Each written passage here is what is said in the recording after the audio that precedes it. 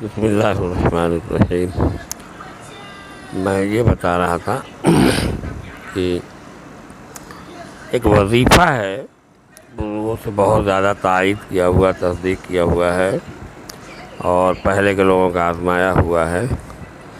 وہ یہ ہے، ویسے تو کسی بھی موقع پر کسی بھی وقت میں پڑھا جا سکتا ہے، لیکن اس کی سب سے بڑی فضیلت جو ہے وہ رمضان میں تیسرے جمعہ کی ہے۔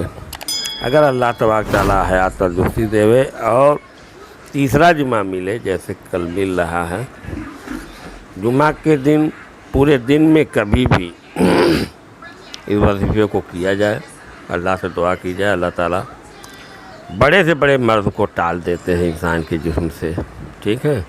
اور کوئی نہ کوئی مرض، کوئی نہ کوئی تکلیف سب کو رہتی ہے، اس لیے ہر کوئی کر لے تو بہتر ہے، جہاں تک کہ آواز پہنچائی جا سکتی ہو۔ سب خاص طور سے تو گھروں میں، رشتہ داروں میں، سلسلہ شفیع امدادیہ کے پڑھنے والوں میں عام کر دی جائے، کیونکہ آج کی تعداد یہ ہوگی کہ درود ابراہیم 11 بار،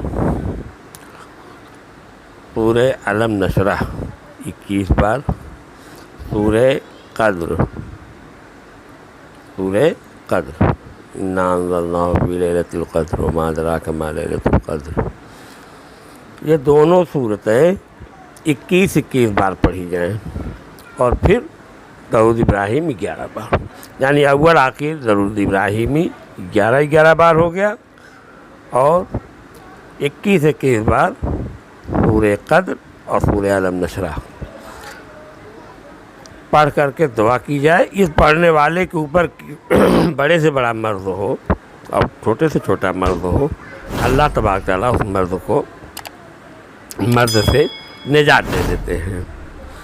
اس لیے یہ اچھا موقع ہے، تیسرے جمعہ والا، سب لوگ پڑھ لیں۔